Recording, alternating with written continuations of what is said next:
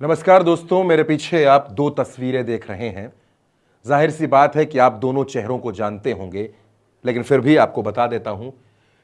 यह तस्वीर रामभद्राचार्य जी महाराज की है।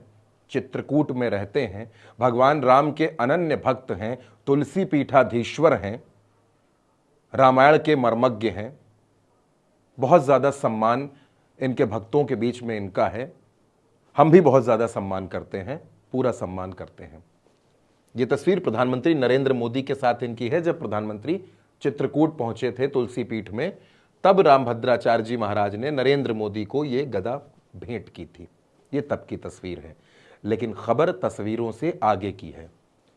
दोस्तों, अगर आप अपने दिमाग पर जोर डालेंगे, अगर आप पिछले कुछ बयानों को, पिछले कुछ वक्त को याद करने की कोशिश करेंगे, तो रामभद्राचार्य जी महाराज के कई बयान आपके जहन में आएंगे। लेकिन आज जो बयान मैं आपके लिए लेकर आया हूं, उस बयान की उम्मीद कम से कम रामभद्राचार्य जैसे संत से नहीं की जा सकती। लेकिन यह दौर दूसरा है। यहां सत्ता को प्रसन्न करने के लिए कई बयान आते हैं। रामभद्राचार्य ने क्या कहा है, पहले वो बयान सुनिए, फिर उस खबर के आगे के तमाम पहलुओं पर और रामभद्राचार्य के पहले के और भी बयानों पर बातचीत करेंगे। दोस्तों, ये बयान मैं आपको सुनवाने जा रहा हूं। बड़ी गंभीरता से और बेहद ध्यान से इस बयान को सुनिएगा। मंथरा के वंशज थे जिन्होंने नहीं दिया वोट, नहीं, मैं आपको गारंटी तो 5 वर्ष चलेगी और चौथी बार फिर यही सरकार, एनडीए सरकार ही आई। हमें होगा और उसकी जिम्मेदारी विपक्ष की नहीं। विपक्ष पहले अपने संबंधों की व्यवस्था कर ले। विपक्ष लगातार हमलावर हो रहा है, आरोप लगा रहा है, उसको कैसे जाने दीजिए। खिसियानी बिल्ली खंभा नोचे। रामभद्राचार्य जी महाराज क्या कह रहे हैं? रामभद्राचार्य महाराज का कहना है, 2-3 बातों का उन्होंने जिक्र किया। उन्होंने कहा कि जिन लोगों ने अयोध्या में, दरअसल उनसे सवाल ये पूछा गया था कि अयोध्या की सीट भारतीय जनता पार्टी हार गई। उसके जवाब में रामभद्राचार्य जी महाराज ने कहा, और यह जवाब उन्होंने शपथ ग्रहण के बाद दिया है, उन्होंने कहा कि जिन लोगों ने वहां वोट नहीं दिया वो मंथरा के वंशज हैं। पहला बयान।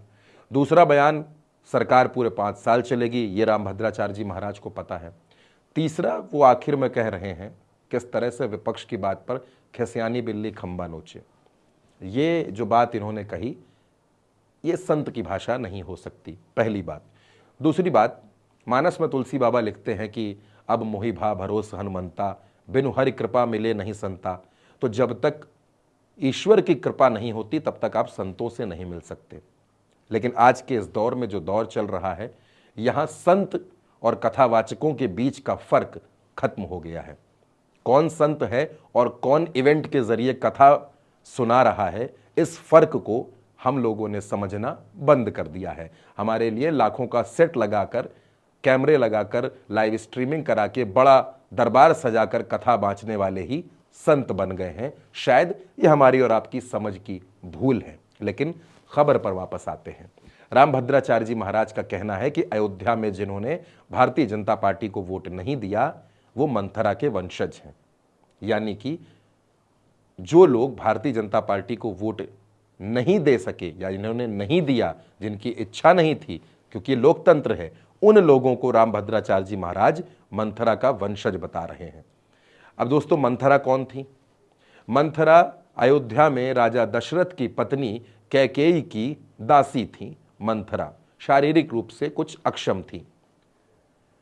रामायण में, रामचरितमानस में ऐसा हम लोगों ने पढ़ा, तमाम टीवी सीरियल्स में ऐसा देखा, तमाम कथाओं में सुना कि मंथरा के भड़काने पर ही कैकेयी ने मर्यादा पुरुषोत्तम भगवान राम के वनवास का सुझाव कैकेयी को दिया, जिसके बाद कैकेयी ने राजा दशरथ से अपने दोनों वचन मांगे। ये कथाएं हम सबने सुनी। भगवान राम का वनवास पर जाना तय था। यह कोई ऐसी घटना नहीं थी जो घटित हुई थी, यह तय था कि भगवान राम वनवास पर जाएंगे। और दोस्तों, यहां एक बात और याद रखिए, भगवान राम जब तक अयोध्या में रहते हैं तब तक युवराज राम रहते हैं, लेकिन जब वो रावण का वध करके लौटते हैं तो मर्यादा पुरुषोत्तम भगवान राम कहलाते हैं, असत्य पर सत्य की जीत के सबसे बड़े प्रतीक बनते हैं। यानी मंथरा एक माध्यम से ज्यादा कुछ नहीं। मंथरा सिर्फ वो माध्यम है जो पूरी दुनिया के सामने युवराज राम के मर्यादा पुरुषोत्तम भगवान राम बनने का जो सफर है उसकी एक छोटी सी कड़ी मात्र है। लेकिन रामभद्राचार्य जी महाराज कह रहे हैं कि अयोध्या के वो लोग जिन्होंने भारतीय जनता पार्टी को वोट नहीं दिया वो मंथरा के वंशज हैं। ये रामभद्राचार्य तय कर रहे हैं। रामभद्राचार्य ने एक टिप्पणी और की कि सरकार पूरे 5 साल चलेगी। अब मैं आपको रामभद्राचार्य के कुछ पुराने बयान दिखाना चाहता हूं जो तमाम अखबारों में छपे, तमाम जगह आपने वो बयान सुने और देखे। दोस्तों, मैंने आपके सामने ये 2 अखबारों की कटिंग्स रखी हैं, आप देख सकते हैं। अमर उजाला का ये अखबार है, इसने क्या लिखा है, लोकसभा चुनाव में कितनी सीटें जीतेगी भाजपा, जगत गुरु रामभद्राचार्य ने की बड़ी भविष्यवाणी। और भविष्यवाणी क्या थी कि भाजपा 370 से ज्यादा सीटें जीतेगी। एक दूसरी वेबसाइट है जिसमें यह लिखा है कि बीजेपी ने दावा किया है कि 400 से अधिक सीटों पर जीत दर्ज करेगी। रामभद्राचार्य ने भी बता दिया कि सीटें कितनी होंगी, रामभद्राचार्य ने भी दावा कर दिया। क्या कह रहे हैं रामभद्राचार्य कि 370 से ज्यादा जीतेगी। बीजेपी जीती कितनी 240 सीटें। 240 सीटों पर भारतीय जनता पार्टी को जीत मिली। और रामभद्राचार्य जी महाराज का कहना था कि भारतीय जनता पार्टी 370 सीटें जीत लेगी। कई बार उन्होंने इस तरह की भविष्यवाणियां की। एक और आपको मैं प्रमाण दिखा देता हूं। ये दैनिक भास्कर अखबार है। ओम गौड़ नेशनल एडिटर हैं दैनिक भास्कर में, बड़े पत्रकार हैं। उन्होंने रामभद्राचार्य का एक इंटरव्यू किया था। उसमें देखिए साफ साफ लिखा है कि रामभद्राचार्य ने जो स्टेटमेंट दिया, मेरा दावा मोदी की 370 सीटें आएंगी। रामभद्राचार्य जी महाराज, एनडीए भी 300 नहीं पार कर सका। और यह रामभद्राचार्य की भविष्यवाणी थी।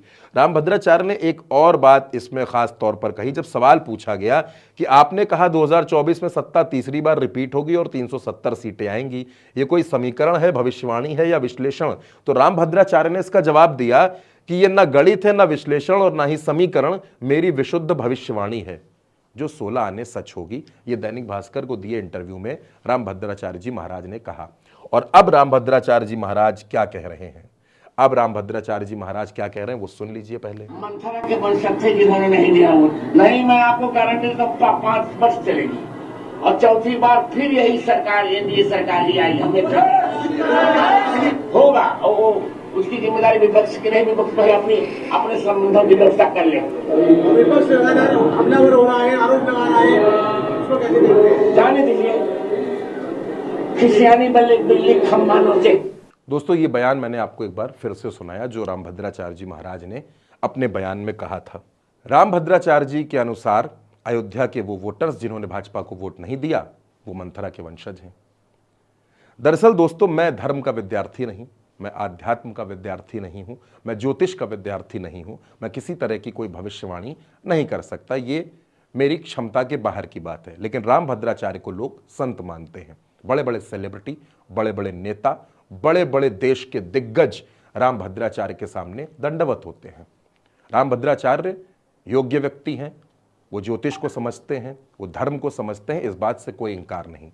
लेकिन लोकतंत्र में किसी के वोट को गाली देना और वोट न देने की वजह से किसी जिले की, किसी सीट के, किसी क्षेत्र के लोगों को मंथरा के साथ जोड़ देना, मंथरा का वंशज बता देना, शायद रामभद्राचार्य जैसे संत को यह शोभा नहीं देता। लेकिन समस्या दोस्तों ये है कि हमारे देश की धर्म दंड बेहद कमजोर हो गई है।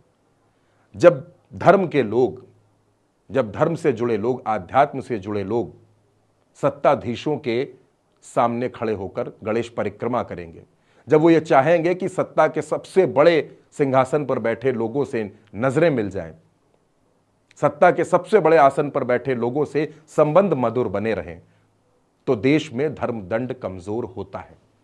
दोस्तों, जब आप संस्कार को पढ़ेंगे, जब आप धर्म को पढ़ेंगे, जब आप पुराने दौर में जिस तरह से राजाओं का राज्याभिषेक होता था उस पूरी पद्धति को जब आप किताबों में पढ़ेंगे तो आपको यह पता चलता है कि जब किसी युवराज को राजा बनाया जाता था तो जो राज्य के पुरोहित होते थे, जो गुरु होते थे, वो उस राजा के हाथ में दंड देते थे और कहते थे कि हे राजन सर्वदंडोवसी, यानी तुम सबका न्याय करने के अधिकारी हो। और फिर जब वो राजा अपने पुरोहित के, अपने उन राजगुरु के पैर छूने के लिए झुकता था तो मोर पंख उसकी पीठ पर मारकर तब यही संत कहते थे कि धर्म दंडोवसी, यानी तुम सबसे ऊपर हो लेकिन धर्म का एक दंड है जो तुम्हारे भी ऊपर है। और आज जब आप इस तरह के बयान सुनते हैं जो एक वर्ग को खुश करने के लिए दिए जाते हैं, तो ऐसा लगता है कि कहीं ना कहीं देश का धर्मदंड भी कमजोर हो चला है। धर्म से जुड़े लोगों को, आध्यात्म से जुड़े लोगों को, लोगों के साथ आध्यात्म से संवाद करना, आध्यात्म से जोड़ना बहुत अच्छी बात है, जोड़ना चाहिए। मैं कहता हूं हर किसी को जोड़ना चाहिए, हर किसी को अपनी संस्कृति, सभ्यता, अपने मूल्य पता होने चाहिए। लेकिन जब इस तरह के बयान आते हैं, जब इस तरह से कोई संत ये बात कहता है कि जिन लोगों ने वोट नहीं दिया वो मंथरा के वंशज हैं, तब एक बड़ा प्रश्न चिन्ह खड़ा होता है, तब एक बड़ा सवाल खड़ा होता है कि आखिर हम किस दौर में हैं।